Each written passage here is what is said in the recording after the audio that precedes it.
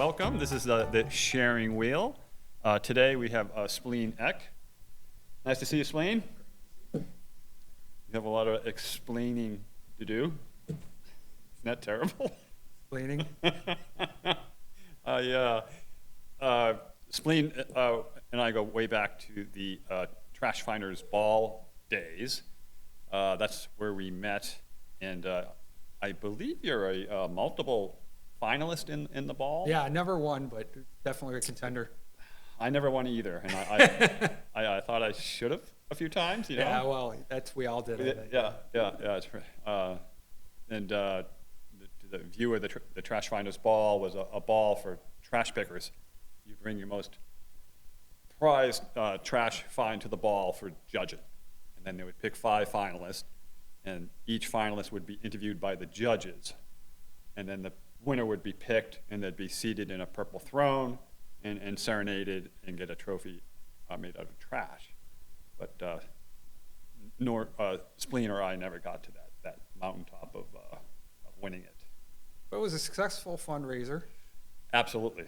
And there was also a trashing show, which I was a judge of multiple times with my wife. Yeah, yes. That was a lot of fun. And your wife, her first name is Lee. Excuse me. She helped out in a fundraiser I did for the Beverly Bookmobile, I believe, like a variety show, and she played the saw. Yep, singing saw. Yeah. That was awesome. So Spleen, just to rekindle the magic of trash picking and trash finds. Uh-oh. Exactly. I found this on Central Street, not far from here. And I'll show the viewer. There you go. Candle that goes with it. Here you go. Congratulations. Hope you don't get too emotional. Wow. I could put this next to my Lifetime Achievement Award that I got at probably the... That's right. You were like, it was probably the 3rd or 4th Trash Finders Ball when you just called me up and gave me... I have that in my library at home, and it's one of my all-time prized possessions. Oh, wonderful. That's great. I had forgot that you had won that. Whenever my wife complains about something I bring home, I remind her. So that's the. But then something else has to go to the curb, giving back to society. Sure. That just like this. I love it. This is great. And the Lifetime Achievement Award was for the award that went to a trash picker who had a long history of good trash finds and commitment to the craft. But this is local honey. Oh yeah.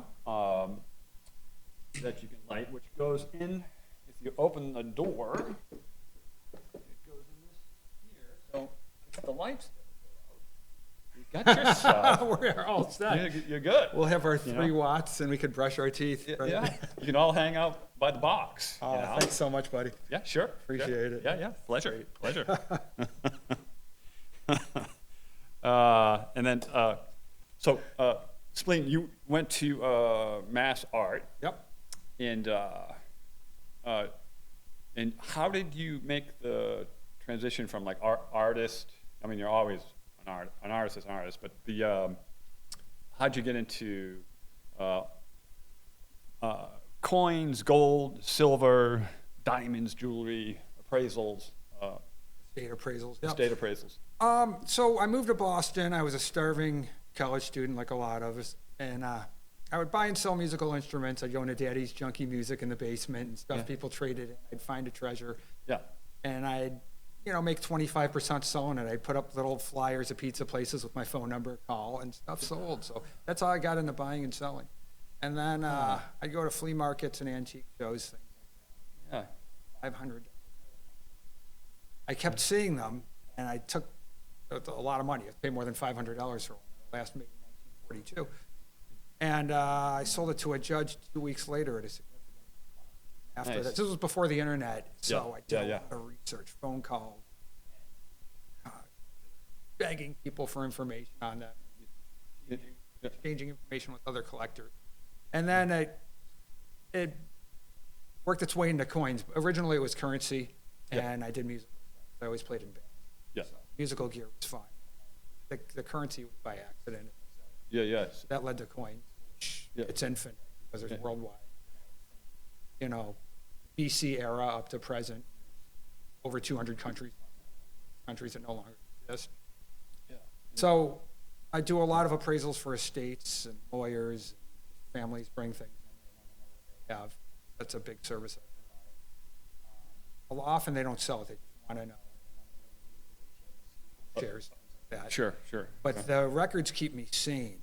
So I spend 3 days researching coins, staring at coins with my jewelers. It's falling. Yeah. Records are a great diversion. I take a stack of records, I clean them, I play them, I grade them, I price them, talk music with other people in the store. And that's So cool. provides some sanity. Yeah. Yeah, it's Because your store has like almost like a clubhouse feel to it. that's a pleasant way of putting You it. know? Yeah. And I was looking at it yesterday, and it's almost like a sculpture, you know, like a multi-dimensional sculpture. Like you have there's so much going on that draws your eye, left, right, center, all the different items that you have chocked full with. Could be Star Wars, or it could be Sinatra, it could be, you know, reggae album, NRBQ, or you just like, it's everywhere, right? And so it's fascinating to go in there because you do feel like it's almost like a portal in a sense, you know, into your world, right? Right. It is kind of personal. I'm not attached to too much of it because I've handled so much over the years. But I have some friends who call it eclectica. Okay. I'll have something on a shelf that'll be there for 2-3 years, and it sells. And I'll have 6 people come in a week and say, "Oh, you sold that? I was going to buy it." I'm like, "That was there forever. Seriously." Yeah. And they thought Same with about it. records. Yeah. There's a record that'll be in the bin for Yeah. 3 years, Right, and then right. someone buys it, and they're like, Yeah, "Oh, yeah. I was looking for that." Yeah. Some stuff sells the day you put it out, and other stuff takes several years. You can't make people buy stuff.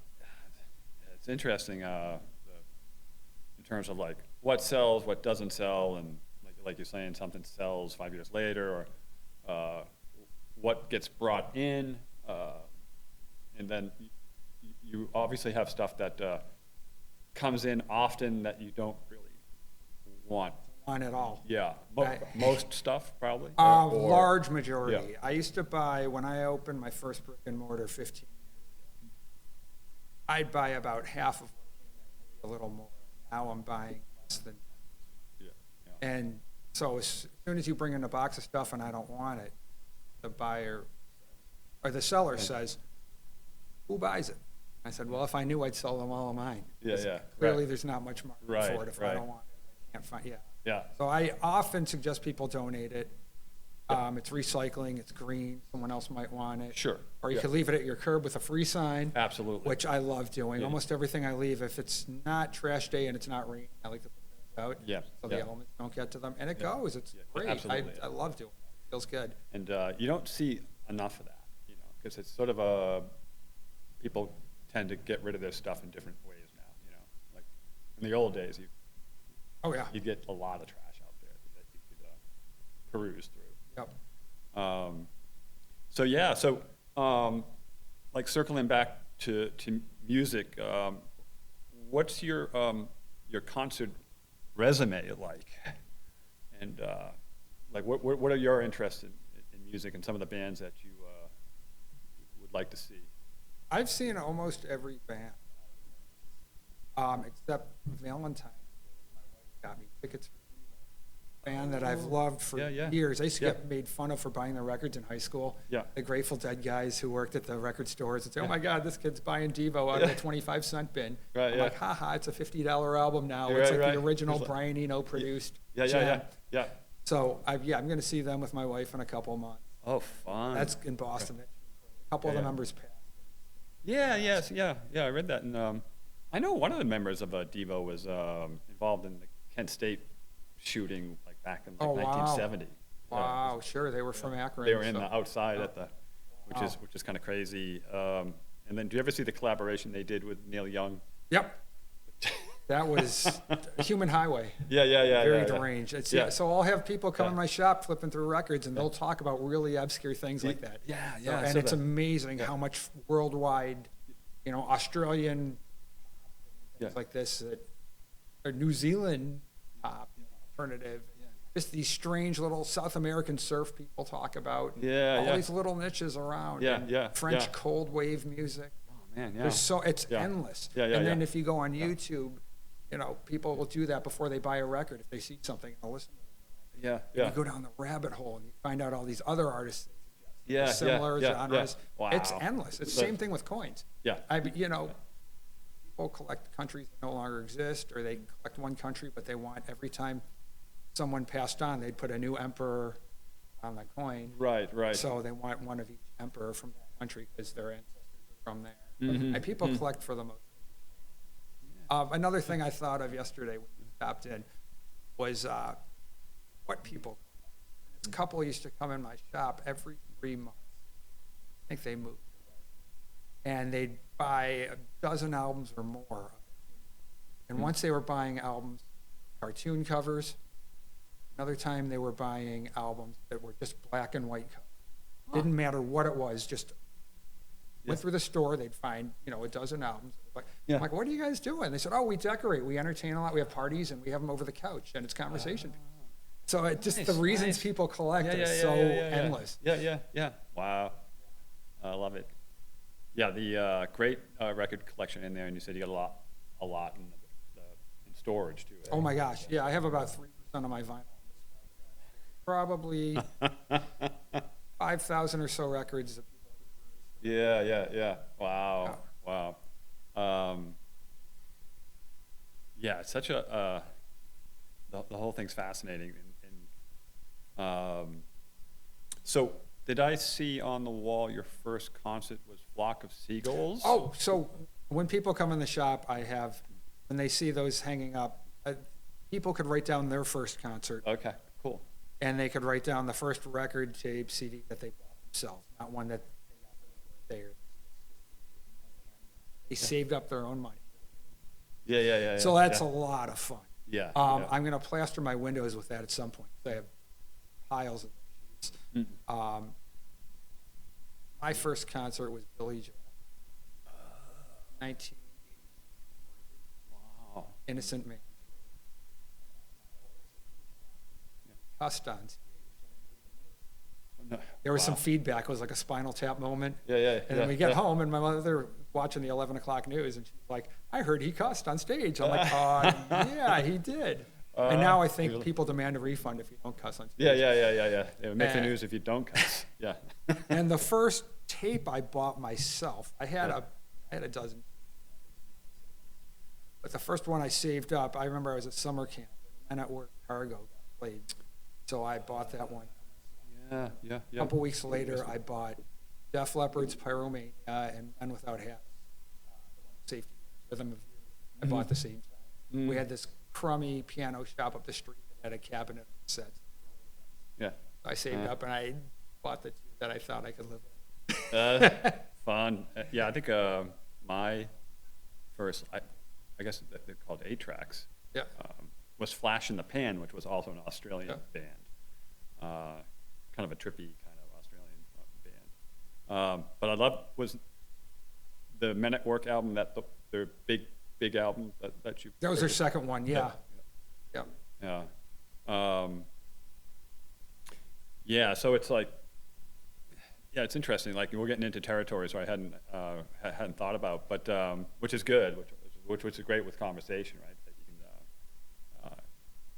get into a new ground. So you get the musical conversations going, and then all of the items and the interesting people that probably come into your shop. Right? Oh yeah, it's like central casting in a sense. There's a lot of regulars. There's people I put aside stuff for. I see them once a month, or they mention something, so I'll dig it out for them when I know it's not on display. Next time I see them, I have it for them. It's called job security. The regulars that keep business. Right. And I mail things around the country for people. They'll say, oh yeah, I want to get this for my brother, but he's in Texas. I'll mail it to him, no problem. Nice. Services. And then some people don't know if their dad has a record player or not still, and they want to get them a record. So I frame it for them. Give it Father's Day or Christmas. Things like that. Oh, it's fun. sweet. They put up in their office or cave. Nice. Yeah, because I saw your ratings online are really high, you know, really good reviews, and which is awesome. And also, just a friend of mine I mentioned, I'm like, have you been into Spleen's shop? Jonathan Rand, who he's a musician who lives in Goat Hill. Okay. They played here for the podcast not too long ago. But his son Miles. Oh, I know Miles. Yeah. Yeah. Had popped in the shop with his friends, and Sure. and Jonathan mentioned that. Like, yeah, he was so welcoming and cool, Oh. you know, and the kids hanging out, you know. So it was, The kids in Beverly are, I really enjoy. Actually, the people in Beverly, it's a great town. They accept everyone and they're just friendly. It's a great place to be. Lucky to live. I appreciate Beverly too. And what were some of the differences, like from moving your shop used to be in Danvers and then you came here? Right. few years So ago. yeah, I was in Danvers 11 years, and they knocked down the building to make luxury condos downtown. So Oh, that's okay. what brought me to Beverly. Oh, Okay. I was just looking Interesting. around at other towns in the area, and Beverly was close by. Yeah. I went to town hall, and they welcomed me open arms. Yeah. So pro business. I was Wow. like, wow, that's wonderful. You know, and there's Yeah. the art school here, which I thought was neat. I always Yeah. loved Cabbage. Sure. And I'm on Rantoul. Wow. If you like beer, if you like records, Yeah. I mean, yeah. just a great town to be. Yeah. And we're next to Salem. People walk over from Salem when the weather's nice, or they walk to Salem. That's cool. Some people hit all the record stores on a Saturday. Some people there's a pub crawl they do. Okay. That's kind of Yeah, neat. yeah, I'd yeah. like to get involved with the pub crawl and maybe stop in, get a record. Yeah, And then yeah. go, get a stamp on your card. I think there was a sign on your window, something like, not here for the holiday, I'll be drinking beer, and you should too. Yeah, that's right. Oh, yeah, it was like Labor Day or Memorial Day. Closed today, consuming beer, yeah.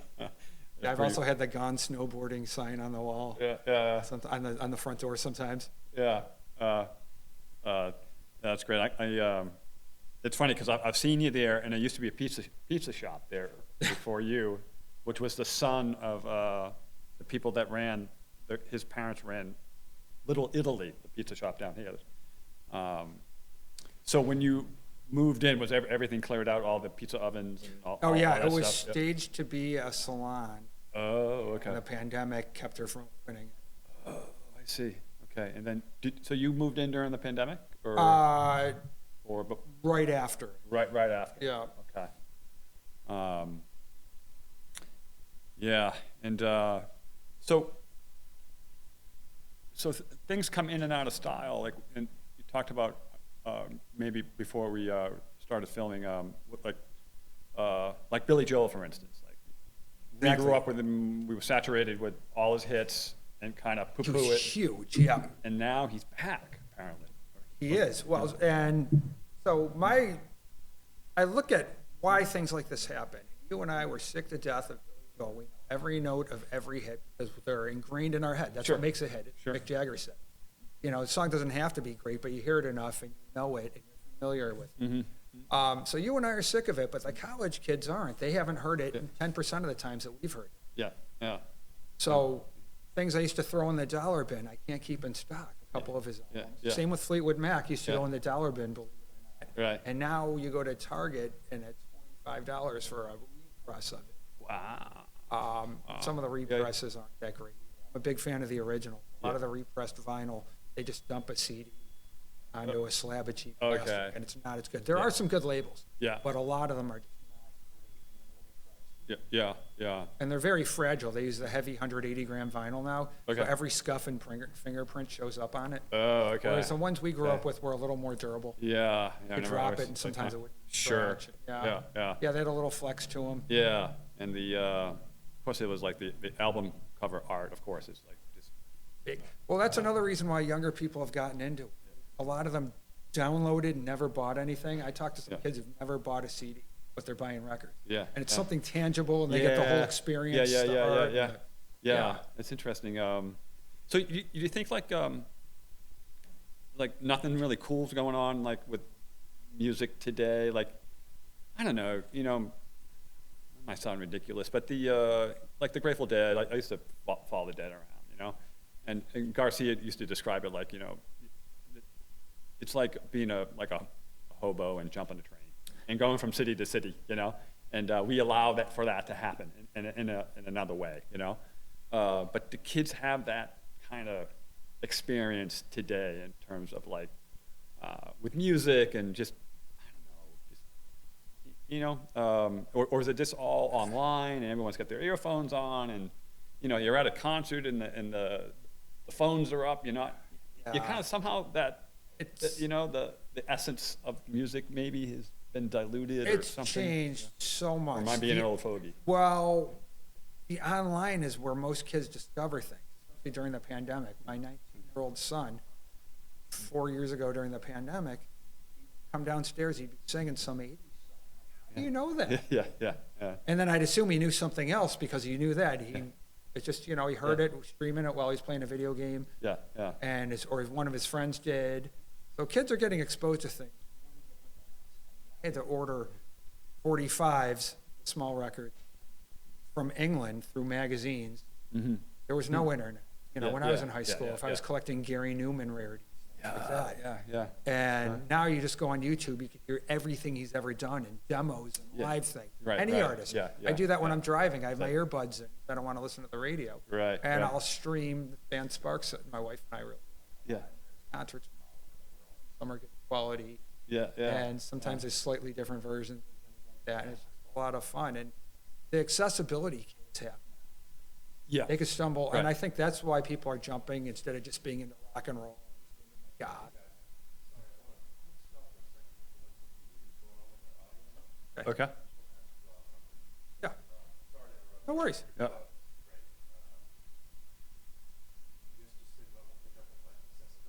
Yeah.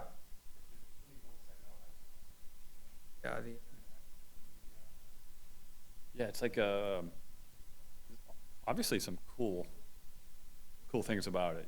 I mean, I love the fact that I can see footage of like bands that I had wanted to see back in the day, and I can go back to it and see it live. But things like that. Oh. There's a punk band that only has one song legitimately released. Mm-hmm. Catholic Discipline. Minus the movie, there's 3 songs. One made it. Yeah. And on YouTube, concerts. Yeah. What? Yeah. And then It's incredible. Yeah, and then something might recently just come up on the same band. Yeah. And it's free. Yeah. And that's helped yeah. some bands. There's bands from 30 years ago that are coming back because they get this cult following. Yeah. Have you heard about Searching for Sugar Man? Yes. Yeah. That is unbelievable. Yeah. Great story. And the music's but it's my wife and I are watching that movie. We're like, holy cow. The whole time, I can't believe this. And I've told so many people. Yeah. So we were talking about the internet. Yeah. And the accessibility kids have. They're being exposed. Pretty well. I would have given my left arm to hear some of these things. Rarities, and they're free on the internet. It's endless how much is out there. It's like any information. You type in your search bar question and you're getting the answer to it. You don't have to go to encyclopedia and research. Right. So I think that's helping a lot of obscure artists, and that's getting people into many different genres instead of just. Yeah. So you have metal kids getting into funk and soul, reggae, classical, and just any. It's pretty wild. Yeah. I saw I think Bob Marley played like Harvard University in 1979, 78 or something like that. The whole show was filmed on YouTube. So not having seen Bob Marley, it's a great, But yeah, and we had talked a little bit about Searching for Sugar Man, and that story is fantastic. Now my wife's from South Africa. Okay. And remembers like recording Sugar Man on a cassette. Oh my gosh. And so when that movie came out, she's like, "Oh yeah, I know. Yeah, we used to, Yeah. Wow, that's a movie that every fan of music should watch. It is an unbelievable story. You could buy the DVD for a couple $. It's not rare. You could probably stream it. But yeah, Searching for Sugar Man, it will blow your mind if you're remotely in. Yeah, well, it's an amazing story. Yeah, and that scene when he gets back to South Africa, he does that show in Cape Town.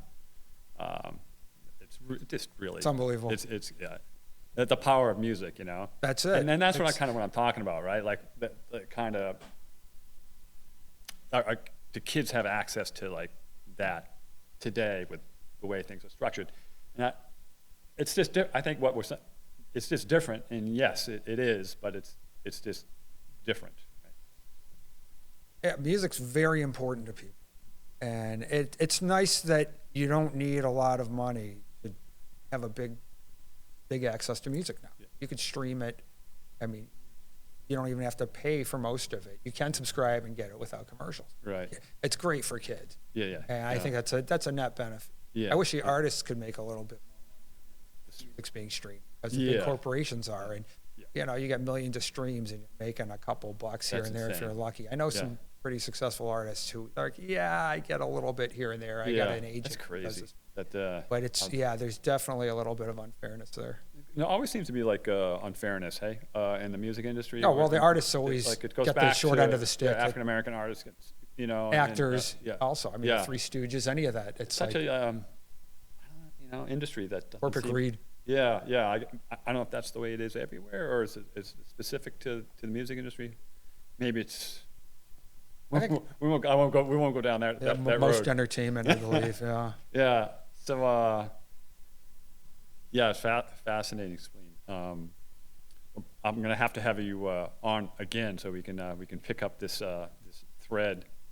And sure. Get a new list of questions. Yeah. Keep a little pad of next time I see him, I'll ask him this. Yeah. I mean, last night I was at Los Lobos at the Cabot. They've been around 50 years. They're terrific. You know, unbelievable from East LA. They're just great. Fantastic chemistry to the band. You know. And such joy, you know, in that live experience. It's just great to see people enjoying themselves dancing. And wonderful venue. We're lucky to have it. Yeah, absolutely. The people the group that got together and the local group. Yep. Been renovating it for at least 10 years now. My friend Rich Marino. Yeah, Rich. Yep. Big in that. Yeah. Unbelievable. They really. I mean, talk about like where your former business was in Danvers and got condominiumed, right? Yeah, right. That could have easily happened here, and it didn't. You know? Right. So, hats off to them. I'd like actually to have them on to kind of talk about the story of how that all came about. Sure. You know? And I think like tonight they got some Rolling Stones movie on from like a concert from like 1972 playing. Oh, I wonder if it's the Altamont one. Yeah, maybe. Gimme Shelter or something. Yeah. Wow. And then Elvis Costello's there Saturday night, you know, live, you know. So don't have to drive into Boston and get a parking ticket, right? You just easy. Yeah, nice. So we went last night and we were home at like 10:15. That's great. Yeah. You know, it took us like 4 minutes to get home, you know. Nice. So it's awesome.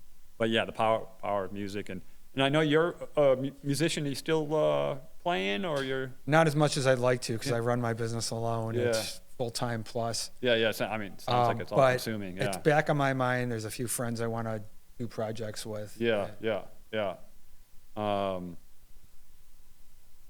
And so that's that concludes this this segment. To be continued. To be continued. But I want to make sure the viewer knows how to get in touch with you. Super. So if someone was to contact you, how would they? Find us online, Beverly Coin Jewelry Records and Estate Appraisals. And if you have any questions on any of the above or any other odds, call us up, stop in any afternoon except for Wednesdays and Sundays. Afternoons.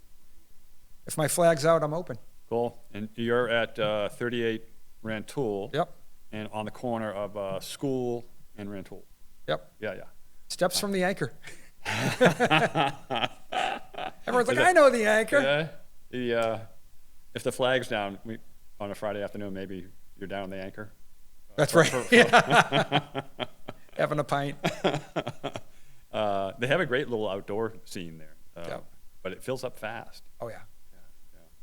But cool, Spleen. Great talking to you, connecting with you. So much fun with the Trash Finders Ball years ago. And the cool thing about doing a podcast is able to kind of reconnect with Yep. people, you know? So I'm so happy to be able to do that. Excellent. With you. And we'll continue the conversation. Super. Yeah. Cheers. Appreciate it. Cheers. Thank you.